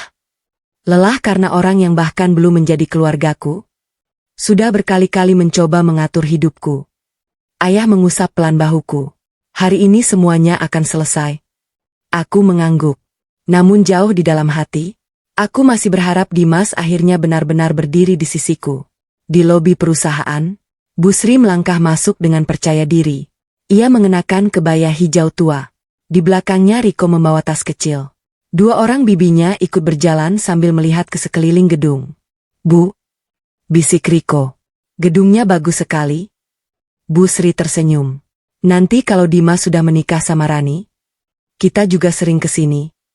Mereka tertawa kecil. Tanpa mereka sadari, beberapa petugas keamanan mulai memperhatikan rombongan itu. Seorang resepsionis menghampiri. Selamat pagi. Ada yang bisa kami bantu? Bu Sri langsung menjawab. Saya mau ketemu Rani. Bu Rani direktur operasional. Iya. Saya calon ibu mertuanya. Resepsionis tersenyum sopan. Baik, Bu. Silakan menunggu sebentar. Beberapa menit kemudian, Pak Harun turun ke lobi. Begitu melihatnya, Bu Sri langsung berdiri. Nah, kemarin ketemu lagi. Pak Harun membungkukkan badan sedikit. Selamat pagi. Silakan ikut saya. Bu Sri tersenyum puas. Ia mengira, hari itu Rani akhirnya akan luluh. Ia sama sekali tidak menyangka bahwa dirinya sedang berjalan menuju momen paling memalukan dalam hidupnya. Lift berhenti di lantai direksi. Pintu terbuka perlahan. Begitu keluar, mata Bu Sri langsung membelalak. Seluruh dinding dipenuhi foto-foto perjalanan perusahaan. Di salah satu foto besar, terlihat ayah sedang meresmikan gedung baru. Di sampingnya, ada aku. Riko berhenti melangkah. Bu, itu? Ia menunjuk foto tersebut. Bu Sri mendekat. Matanya membesar. Itu Rani? Belum sempat ia selesai berbicara. Pintu ruang rapat terbuka. Aku keluar bersama ayah. Semua direksi ikut berdiri di belakang kami. Pak Harun berkata dengan suara tenang. Tuan, mereka sudah datang. Ayah mengangguk. Silakan masuk. Begitu memasuki ruang rapat, Bu Sri benar-benar kehilangan keberaniannya. Ruangan itu jauh lebih megah daripada yang pernah ia bayangkan. Di ujung meja terpampang papan nama bertuliskan Komisaris Utama. Di bawahnya, nama ayah. Sementara tepat di sebelah kanan, tertera papan nama milikku. Direktur Operasional. Bu Sri menelan ludah. Rani? Aku berdiri perlahan. Iya, Bu. Beliau mencoba tersenyum. Jadi, kamu benar-benar kerja di sini? Aku mengangguk. Iya. Riko mulai memandangku dengan wajah pucat. Berarti, semua ini? Ayah menjawab dengan tenang. Perusahaan ini memang milik keluarga kami. Ruangan langsung hening. Bu Sri terduduk perlahan. Tangannya mulai gemetar. Selama ini ia mengira aku hanya pegawai biasa dengan gaji besar. Ternyata, wanita yang berkali-kali ia hina adalah salah satu pemilik perusahaan yang sangat ingin ia manfaatkan. Air matanya mulai menggenang. Namun yang keluar dari mulutnya justru membuatku semakin kecewa. Rani, kalau dari awal kamu jujur, semua ini nggak akan terjadi. Aku menatapnya cukup lama, lalu tersenyum tipis. Justru karena saya jujur. Saya ingin diterima sebagai diri saya sendiri. Bukan karena harta keluarga saya. Tapi sejak pertama kali bertemu, yang ibu tanyakan bukan apakah saya bisa membahagiakan Mas Dimas, melainkan berapa gaji saya, berapa harga mobil saya, siapa pemilik apartemen saya, dan kapan semuanya bisa menjadi milik keluarga ibu. Tak seorang pun berani menyela. Saat suasana benar-benar sunyi, Dimas melangkah masuk ke ruang rapat. Ia baru selesai berbicara dengan ayah di luar ruangan. Begitu melihat ibunya duduk dengan wajah pucat, ia langsung menghela napas panjang. Bu Sri menoleh. Dimas. Untuk pertama kalinya, wanita yang selama ini selalu keras itu menangis. Dimas. Ibu salah? Tapi ibu melakukan semua demi kamu. Dimas perlahan menggeleng. Bukan, Bu. Ibu melakukannya demi keinginan ibu. Lalu, ibu mengorbankan orang yang benar-benar aku cintai. Kalimat itu membuat Bu Sri menangis semakin keras. Namun, aku tahu, masih ada satu rahasia terakhir yang belum mereka ketahui. Rahasia yang akan membuat Dimas harus memilih antara mempertahankan hubungan kami, atau tetap menjadi anak yang selalu menuruti semua keinginan ibunya. Dimas akhirnya memilih membela aku. Tapi kata-kata ayah membuat semua orang terdiam. Air mata Bu Sri masih terus mengalir. Wanita yang sejak awal selalu berbicara dengan nada tinggi itu kini duduk tertunduk di kursi ruang rapat. Tidak ada lagi kesombongan. Tidak ada lagi senyum meremehkan. Riko yang berdiri di belakangnya juga tampak kehilangan keberanian. Sesekali ia melirik ke arahku, lalu menundukkan kepala. Ruangan dipenuhi keheningan. Tak seorang pun ingin memulai pembicaraan. Ayah berdiri perlahan. Beliau tidak tampak marah. Namun sorot matanya menunjukkan kekecewaan yang begitu dalam. Bu Sri. Iya, Pak. Saya ingin bertanya satu hal. Bu Sri mengangguk pelan. Silakan. Kalau anak saya tinggal di rumah kontrakan, bekerja sebagai pegawai biasa, naik motor setiap hari, apakah ibu masih akan menerimanya menjadi menantu? Pertanyaan itu membuat Bu Sri langsung membeku. Ia membuka mulut. Namun tidak ada satu kata pun yang keluar. Ayah kembali bertanya. Jawab dengan jujur.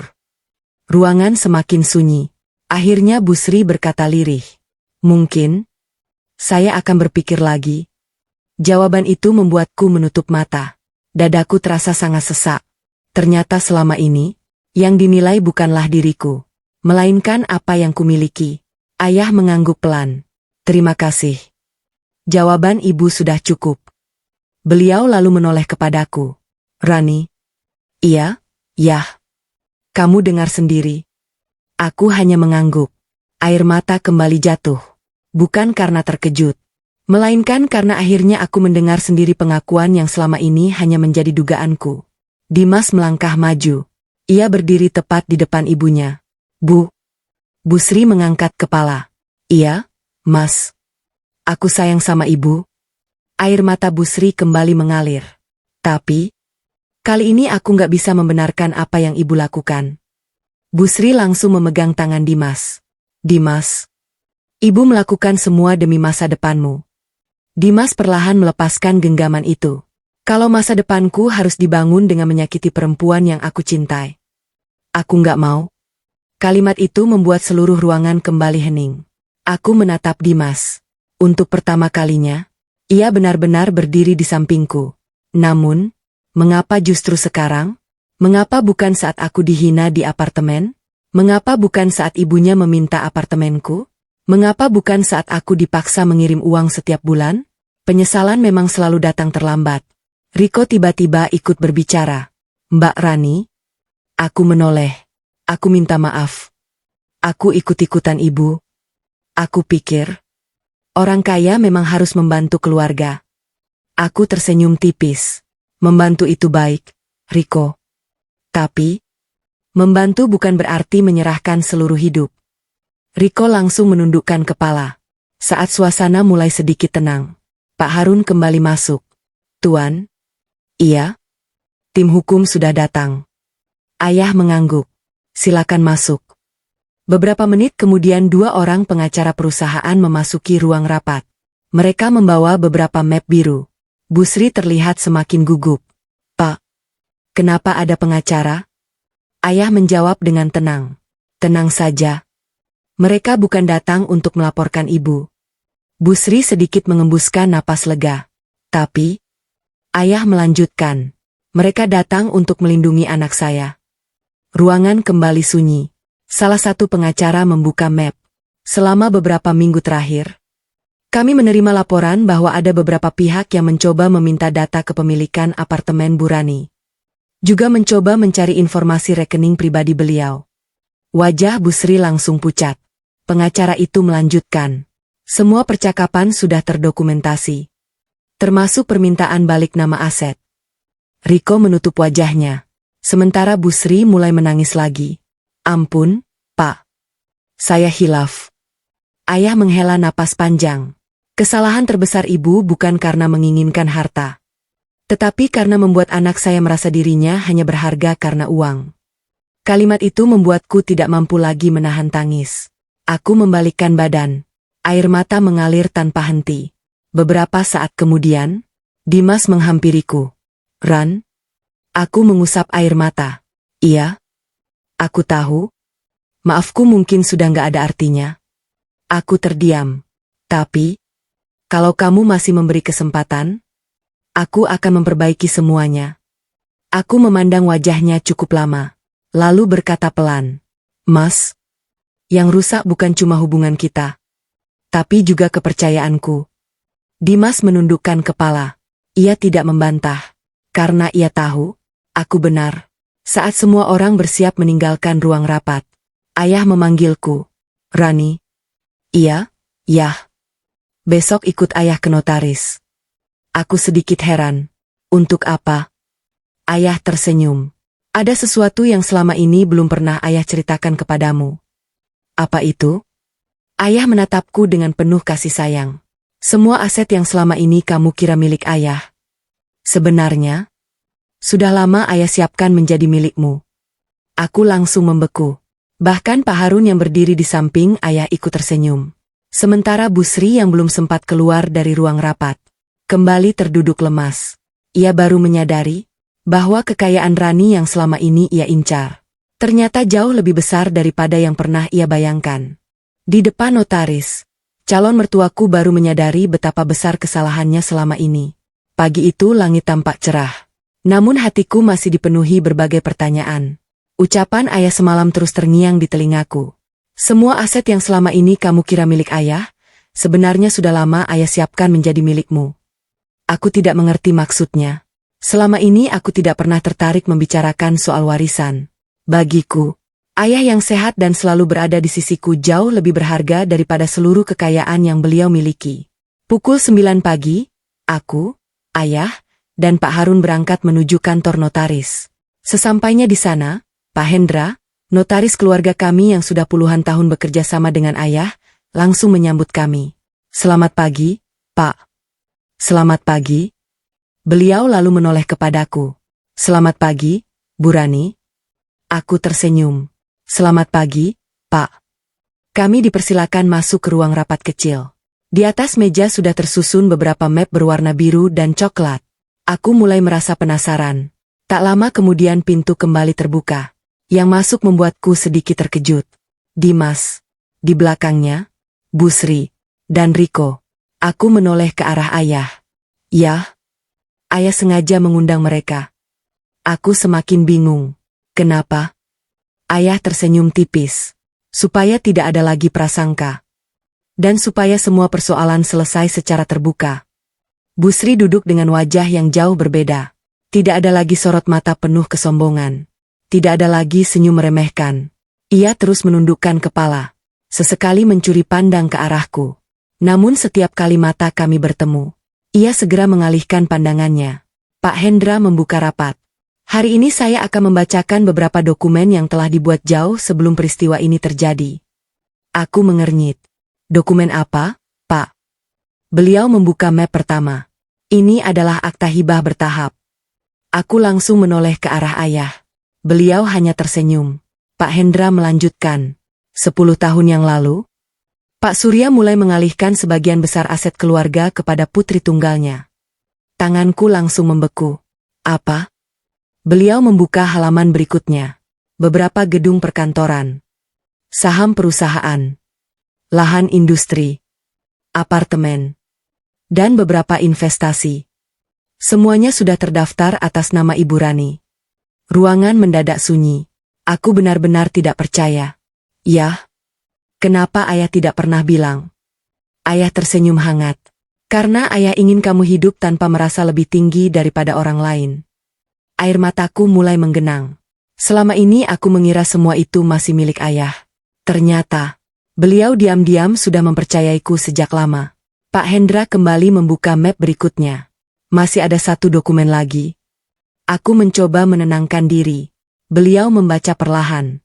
Seluruh aset yang masih atas nama Pak Surya juga akan otomatis beralih kepada Ibu Rani apabila suatu hari nanti beliau memutuskan pensiun. Bu Sri langsung menutup mulutnya. Riko menatapku dengan wajah pucat. Dimas bahkan tidak mampu berkata apa-apa. Mereka baru menyadari, apartemen yang selama ini mereka incar ternyata hanyalah bagian sangat kecil dari seluruh kekayaan keluargaku. Namun yang kulakukan justru membuat semua orang terkejut. Aku memandang Pak Hendra. Pak. Iya, Bu. Tolong tutup semua dokumen itu. Beliau terlihat bingung. Tapi, aku tidak ingin menikah karena kekayaan. Aku juga tidak ingin seseorang bertahan bersamaku karena semua aset itu. Ruangan kembali hening. Aku menoleh kepada Dimas. Mas. Dimas mengangkat kepalanya perlahan. Kalau semua ini tidak pernah kamu ketahui, apakah kamu masih akan memilihku? Air mata Dimas langsung jatuh. Sekarang aku sadar. Aku terlalu lama membiarkan ibu mengatur hidupku. Aku kehilangan keberanian membela perempuan yang paling tulus mencintaiku. Bu Sri tiba-tiba berdiri. Ia berjalan mendekat kepadaku. Lalu, di luar dugaan semua orang, beliau berlutut di hadapanku. Rani, maafkan ibu. Ruangan langsung gempar. Aku spontan mundur selangkah. Bu, tolong berdiri. Namun Bu Sri menggeleng sambil menangis. Ibu malu. Ibu terlalu silau melihat harta. Sampai lupa melihat hati anak yang sebenarnya baik. Air mataku ikut jatuh. Aku tidak pernah berharap melihat wanita tua itu berlutut di depanku. Aku hanya ingin dihargai sebagai manusia. Ayah menghampiri Bu Sri. Beliau membantu wanita itu berdiri. Bu, tidak perlu berlutut. Kesalahan memang harus diakui. Tapi harga diri juga harus dijaga. Bu Sri menangis semakin keras. Saya benar-benar menyesal. Ayah mengangguk pelan. Saya percaya penyesalan ibu. Tetapi, ada satu orang yang paling berhak menentukan semuanya. Beliau menoleh kepadaku. Semua mata kini tertuju kepadaku. Aku tahu, keputusan yang akan kuambil hari ini akan menentukan masa depan hubunganku dengan Dimas. Aku menarik napas panjang, lalu berkata pelan, maafkan aku membutuhkan waktu. Kalimat itu membuat Dimas memejamkan mata. Ia mengangguk pelan. Aku akan menunggu. Namun, tak seorang pun mengetahui bahwa sore itu sebuah kejadian tak terduga akan membuat keputusan itu berubah total. Seseorang dari masa lalu Dimas datang membawa sebuah rahasia yang bahkan tidak pernah diketahui oleh Bu Sri sendiri. Seorang wanita datang membawa amplop coklat. Isinya membuat aku membatalkan semua keputusanku saat itu juga. Aku masih berdiri di ruang notaris. Air mata Bu Sri belum berhenti mengalir. Dimas hanya menatap lantai. Sementara ayah dan Pak Harun memilih diam, memberiku waktu untuk berpikir. Aku memang berkata membutuhkan waktu. Bukan karena aku sudah tidak mencintai Dimas, tetapi karena kepercayaanku kepadanya sudah retak. Aku tidak ingin mengambil keputusan hanya karena rasa kasihan. Suasana tiba-tiba berubah ketika pintu ruang rapat diketuk. Permisi. Seorang perempuan muda berusia sekitar 30 tahun masuk dengan wajah pucat. Tangannya menggenggam sebuah amplop coklat. Matanya langsung mencari seseorang. Begitu melihat Dimas, ia menghampiri. Dimas. Suara wanita itu bergetar. Dimas mengernyit. Kamu? Aku ikut memperhatikan. Aku belum pernah melihat perempuan itu sebelumnya. Bu Sri juga tampak kebingungan. Siapa dia, Mas? Perempuan itu menundukkan kepala. Namaku Sinta. Ruangan langsung hening. Dimas tampak gugup. Sinta, kamu ngapain kesini? Wanita itu menarik napas panjang. Aku sudah mencoba menghubungimu berkali-kali. Tapi kamu selalu menghindar. Jantungku mulai berdebar. Aku memandang wajah Dimas. Ia tampak semakin gelisah. Ada apa sebenarnya? Tanyaku pelan. Sinta menggenggam amplop di tangannya lebih erat. Aku datang bukan untuk merusak hubungan kalian. Aku cuma sudah gak sanggup menyimpan semuanya sendirian.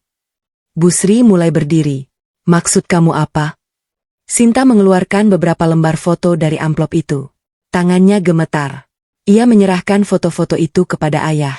Pak Harun ikut melihat. Wajah mereka berubah serius. Ayah lalu menyerahkan foto itu kepadaku. Begitu melihatnya, dadaku terasa sesak. Di foto itu, terlihat Dimas bersama Sinta. Bukan hanya sekali. Ada banyak foto. Di sebuah restoran. Di dalam mobil. Di depan sebuah rumah.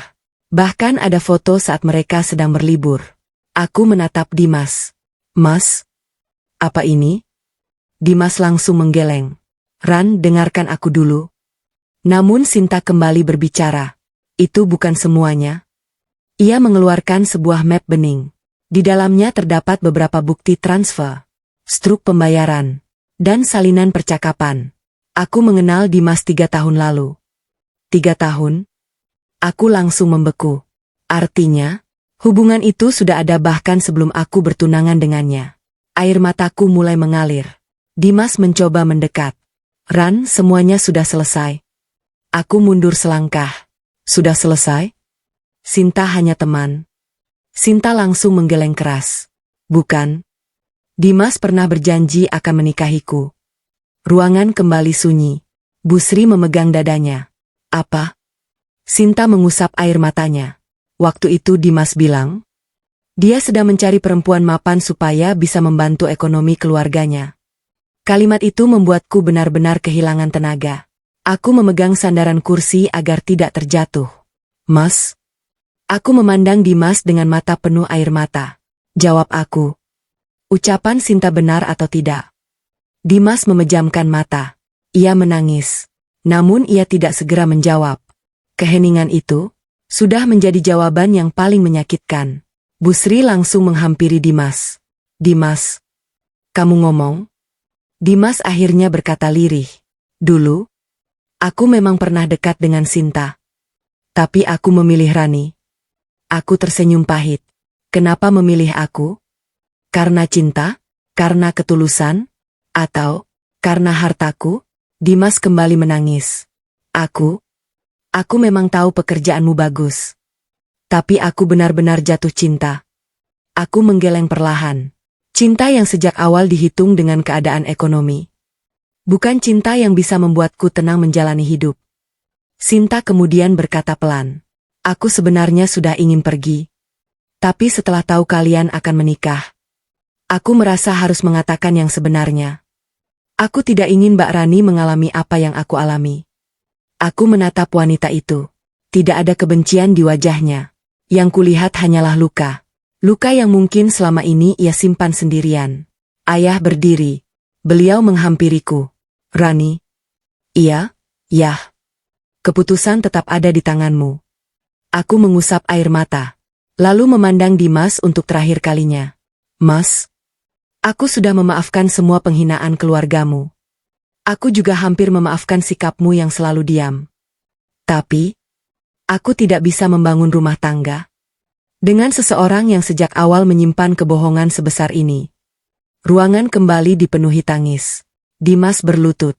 Ran, tolong jangan tinggalkan aku. Namun kali ini, hatiku benar-benar telah mengambil keputusan. Aku menoleh kepada ayah. Yah. Iya.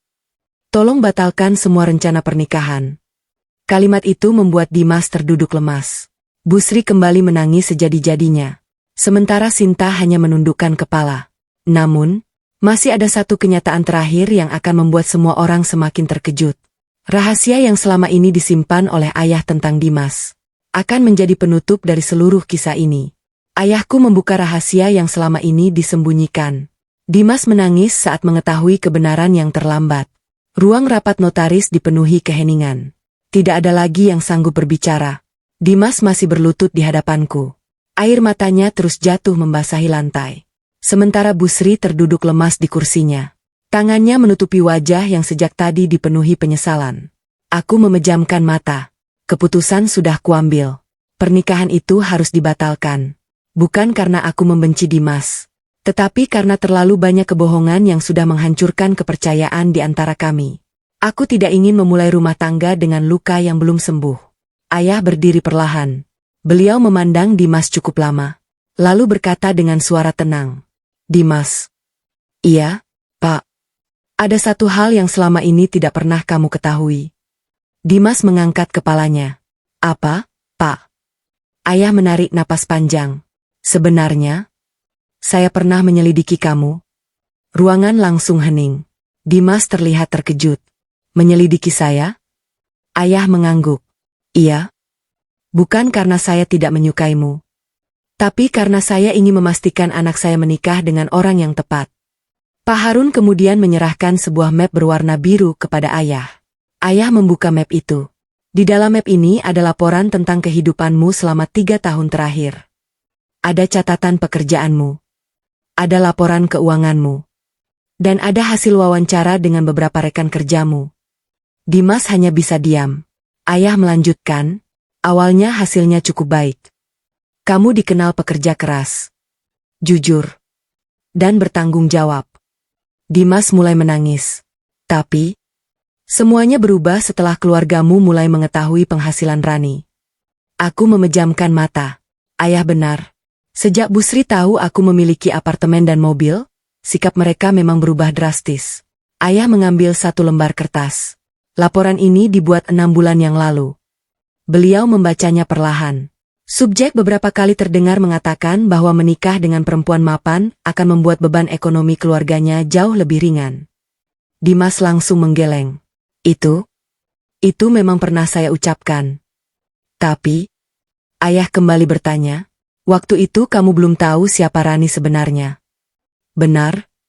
Dimas mengangguk pelan. Iya. Berarti sejak awal, kamu memang mempertimbangkan keadaan ekonominya. Dimas tidak mampu menjawab. Ia hanya menangis. Ayah menutup map itu. Lalu setelah saya mengetahui semua ini, saya tetap tidak melarang hubungan kalian. Aku menoleh. Yah. Beliau tersenyum kepadaku. Karena ayah percaya, setiap orang masih bisa berubah. Kalau Dimas berani membela kamu, kalau Dimas berani menolak semua permintaan ibunya, mungkin ayah tetap akan merestui. Ruangan kembali sunyi. Tapi, ayah menunggu terlalu lama. Dan keberanian itu baru muncul setelah semuanya terlambat. Kalimat itu membuat Dimas menutup wajahnya. Tangisnya pecah. Dimas berjalan perlahan menghampiriku. Ran, aku nggak punya alasan lagi untuk membela diri. Aku salah. Aku terlalu lemah. Aku terlalu takut mengecewakan ibu. Sampai aku mengecewakan perempuan yang paling mencintaiku. Aku menatap wajahnya. Untuk pertama kalinya, aku melihat penyesalan yang benar-benar tulus. Namun, hatiku sudah terlalu lelah. Aku menggeleng pelan. Mas, aku percaya kamu menyesal. Tapi penyesalan tidak selalu bisa memperbaiki semuanya. Bu Sri tiba-tiba menghampiriku. Dengan suara bergetar ia berkata, Rani, ibu mohon. Jangan batalkan pernikahan ini. Ibu janji berubah. Ibu nggak akan minta apa-apa lagi. Aku menggenggam tangan beliau. Bu, saya memaafkan ibu. Sungguh. Tapi, saya tidak bisa memaksa hati saya kembali percaya. Air mata Bu Sri kembali mengalir. Beliau menangis sejadi-jadinya. Untuk pertama kalinya, aku melihat seorang ibu yang benar-benar menyesali semua kesalahannya. Pak Hendra, sang notaris, akhirnya berdiri. Kalau begitu, sesuai permintaan Ibu Rani, seluruh dokumen persiapan pernikahan akan dibatalkan. Beliau mengambil map merah, lalu perlahan memasukkannya ke dalam mesin penghancur dokumen. Suara mesin terdengar memenuhi ruangan. Satu persatu berkas pernikahan yang telah dipersiapkan selama berbulan-bulan hancur menjadi potongan-potongan kecil. Aku menutup mata. Air mataku kembali jatuh. Bukan karena aku menyesali keputusan itu, melainkan karena aku harus mengubur mimpi yang pernah begitu kupercaya. Sebelum meninggalkan ruangan, aku berhenti di depan Dimas. Mas? Iya? Terima kasih. Karena pernah membuatku percaya bahwa aku bisa dicintai. Tapi mulai hari ini, aku memilih mencintai dan menghargai diriku sendiri. Aku melangkah keluar, tanpa menoleh lagi. Di belakangku, tangis Dimas dan Bu Sri masih terdengar. Namun langkahku tidak lagi berhenti. Karena aku tahu, Kadang kehilangan seseorang bukanlah akhir dari kebahagiaan, melainkan awal untuk menemukan kehidupan yang jauh lebih baik. Setahun setelah pernikahan itu batal, aku akhirnya menemukan kebahagiaan yang selama ini ku cari. 3 bulan telah berlalu sejak hari pembatalan pernikahanku dengan Dimas. Hari-hari pertama terasa sangat berat. Setiap sudut apartemen mengingatkanku pada rencana-rencana yang dulu kami susun bersama. Gaun pengantin yang sudah kupesan masih tergantung rapi di lemari. Undangan yang belum sempat dibagikan masih tersimpan di dalam kotak. Aku sempat berpikir, mungkin aku akan membutuhkan waktu bertahun-tahun untuk bangkit. Namun ayah selalu berada di sampingku. Beliau tidak pernah memaksaku melupakan semuanya. Beliau hanya berkata, kesedihan juga butuh waktu. Tapi jangan biarkan kesedihan mengambil seluruh hidupmu. Kalimat itu perlahan menguatkanku. Aku mulai kembali sibuk bekerja. Pagi hingga sore kuhabiskan di kantor. Aku turun langsung menemui para karyawan. Mengunjungi proyek-proyek perusahaan. Membuka program beasiswa bagi anak-anak karyawan. Membantu renovasi panti asuhan yang dulu pernah menjadi tempat ibuku menjadi relawan. Aku mulai menyadari, masih banyak orang yang membutuhkan perhatian dibanding terus menangisi masa lalu. Hatiku perlahan sembuh. Suatu sore, saat aku sedang meninjau pembangunan perumahan subsidi, seorang ibu parubaya menghampiriku. Maaf, apakah Ibu Rani? Aku tersenyum. Iya. Wanita itu langsung menggenggam tanganku. Terima kasih. Aku sedikit bingung. Untuk apa, Bu? Rumah ini? Kalau bukan karena program perusahaan ibu, kami mungkin sampai sekarang masih tinggal di kontrakan sempit. Air mataku langsung menggenang. Aku memandang deretan rumah sederhana yang mulai dihuni banyak keluarga. Saat itulah aku sadar. Rezeki bukan hanya untuk dinikmati sendiri, tetapi juga untuk menjadi jalan kebahagiaan bagi orang lain. Sementara itu, kehidupan Dimas berubah drastis. Sejak pertunangannya denganku batal, ia memilih pindah dari rumah ibunya. Ia tinggal di sebuah kamar kos sederhana dekat tempat kerjanya. Gajinya tetap sama. Namun kini hampir seluruh penghasilannya digunakan membantu Bu Sri dengan kemampuannya sendiri. Tanpa meminta bantuan siapapun. Ia mulai belajar hidup mandiri. Beberapa kali Pak Harun memberi kabar tentang dirinya. Bu Rani? Iya? Mas Dimas sekarang sering lembur. Aku hanya mengangguk. Dengar-dengar, beliau juga sudah melunasi sebagian utang ibunya. Aku tersenyum kecil. Dalam hati aku ikut bersyukur. Setidaknya, ia benar-benar mulai berubah. Suatu pagi, Bu Sri datang ke kantorku. Namun kali ini, beliau datang sendirian. Tidak membawa daftar permintaan. Tidak membawa Riko.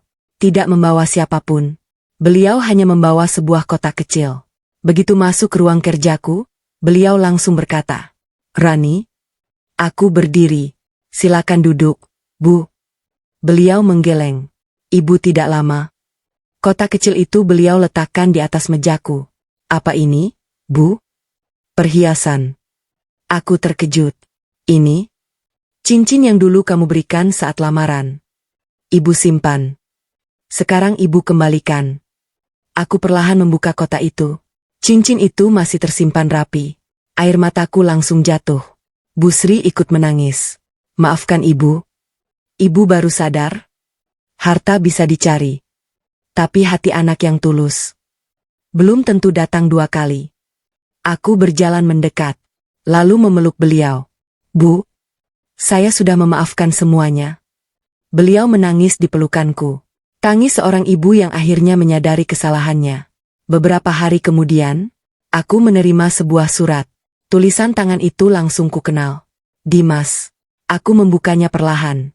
Rani, aku tidak menulis surat ini untuk mengajakmu kembali.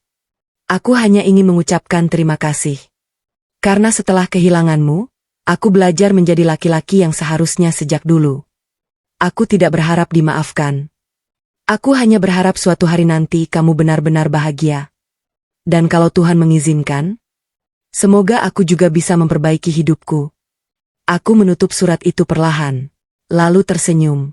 Untuk pertama kalinya, senyum itu tidak disertai air mata.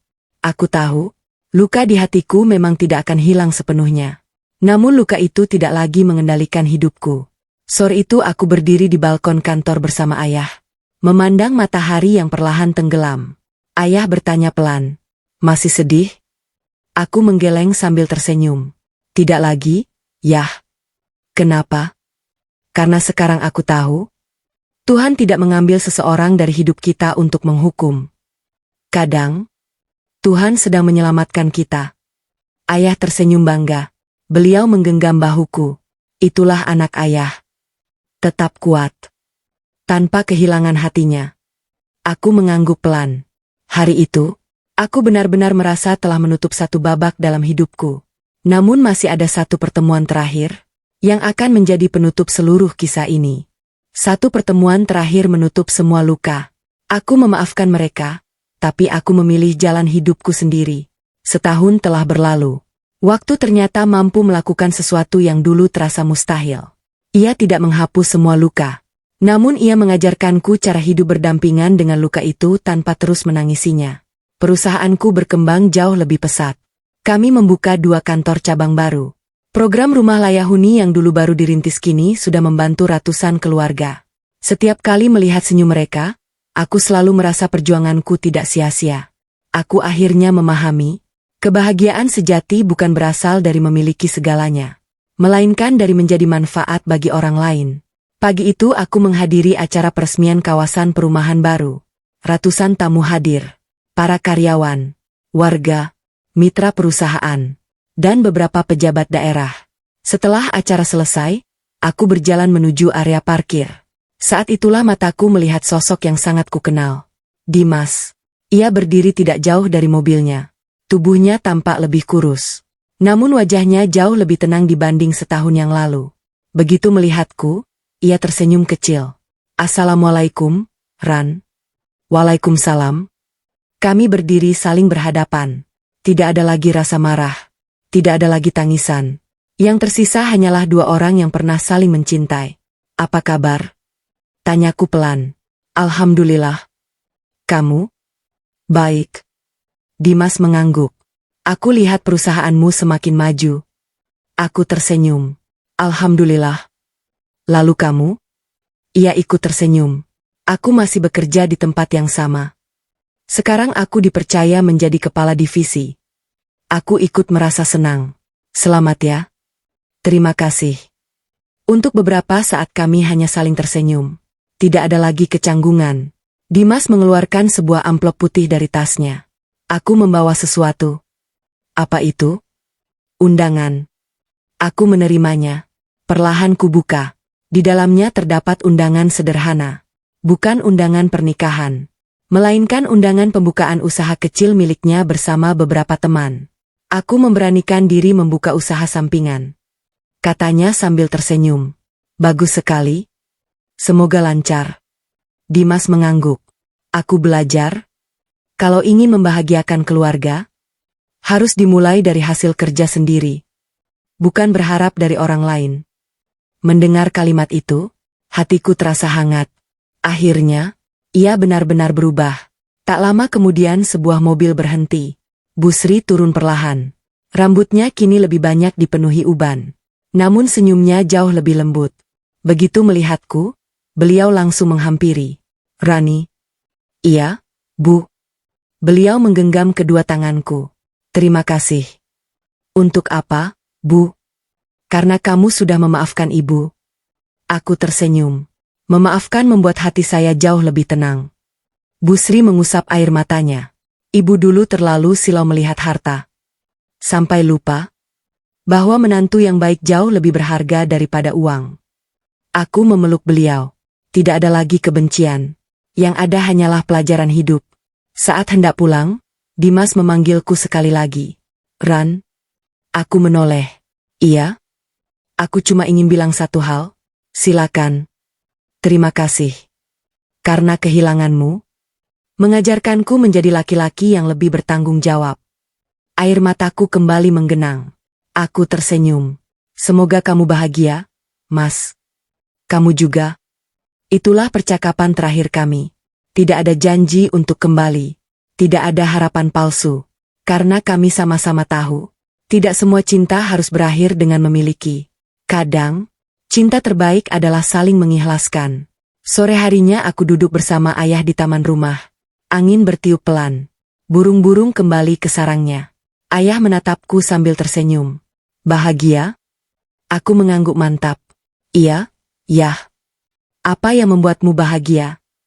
Aku memandang langit yang mulai berubah jingga. Dulu aku mengira kebahagiaan adalah menikah dengan orang yang kucintai.